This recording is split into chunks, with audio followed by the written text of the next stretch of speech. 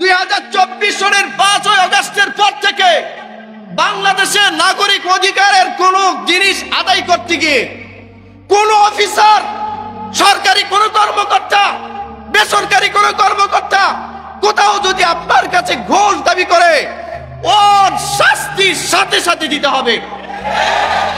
ওর কানের নিচে জোরে করে কয়েকটা বসায় দিবেন। বাংলাদেশে আর এই ঘুষ বাণিজ্য চলবে না। বাংলাদেশে এই দুর্নীতির বাণিজ্য চলবে না, আর চলতে দেওয়া যাবে না। দেশটাকে রাহুল দাস থেকে, রাক্ষসদের থেকে, হায়নাদের থেকে মুক্ত করেছি, এই মুক্তকে অব্যাহত রাখতে হবে ইনশাআল্লাহ। বলেন ইনশাআল্লাহ। এই শপথ দিতে পারবেন তো সবাই? কারা কারা আছেন হাত দেখান। বলেন আমরা কোনো ঘুষ দিব না, কোন ঘুষখোরকে আর বরদাস্ত করব না। যদি কেউ ঘুষ চাওয়ার চেষ্টা করে, আমরা সাথে সাথে ওদের শাস্তির ব্যবস্থা করব ইনশাআল্লাহ। রাজি আছেন? আল্লাহ তৌফিক দান করুন।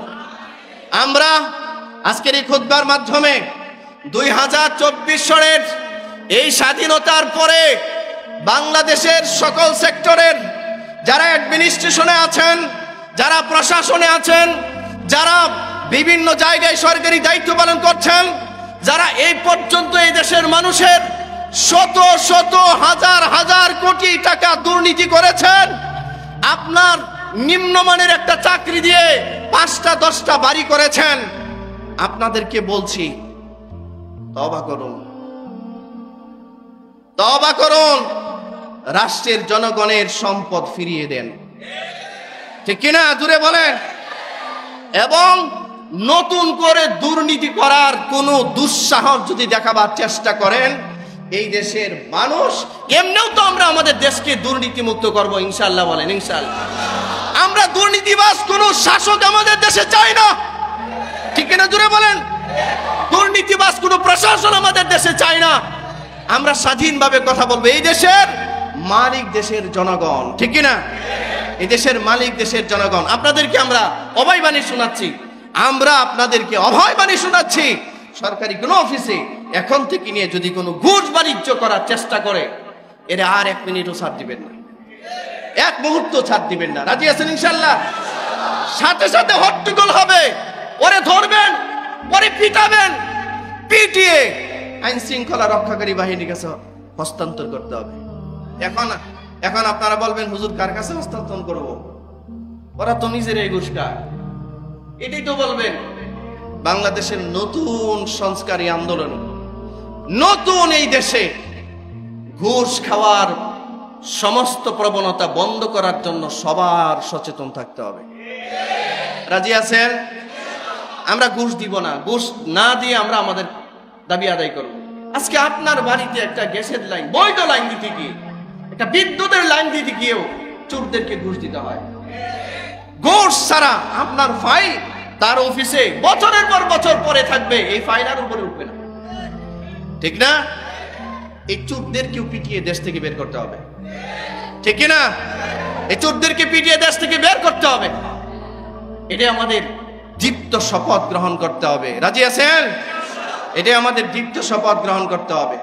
আল্লাহ সুবহানাহু ওয়া তাআলা বলেছেন, ওমান আ'রাদা আন যিকরি ফাইন্না লাহু মাঈশাতান দানকা ওয়া নাহশুরুহু ইয়াওমাল কিয়ামাতি আ'মা ওয়া কাদ কুনতু বাসীরা। আল্লাহ বলেন, এই পৃথিবীতে কিছু মানুষ এমন আছে যারা আল্লাহর স্মরণ থেকে মুখ ফিরিয়ে নেয়, কিছুই মনে করে না। আল্লাহ বলেন, হালত যদি এমন হয়, আমি আল্লাহ তার জীবনকে সংকীর্ণ করে দিব। কি দাম্ভিকতা, কি অহংকার! কোথায় গেল আপনার ওই দাম্ভিকতা? চোরের মতো পালালেন কেন? কথা বলেন না কেন? চোরের মতো করে পালালেন কেন? পালাবার সময় একটা বিমানও তো ভালো করে পান নাই, ঠিক কিনা? আপনাকে যে বহন করবে বিমানটা তো ভালো মতো ছিল না, কার্গো বিমানে করে পালাইতে হয়েছে।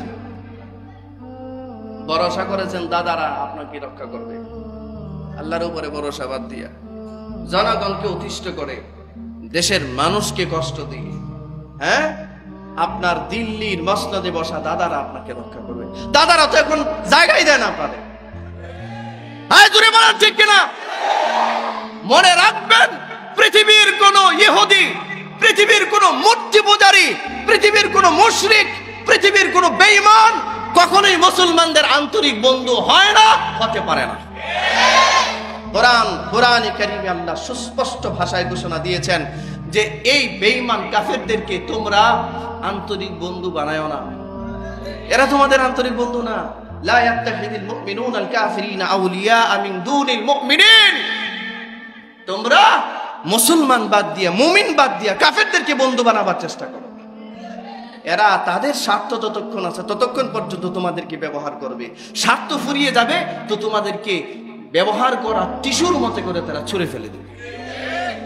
তাই নাই?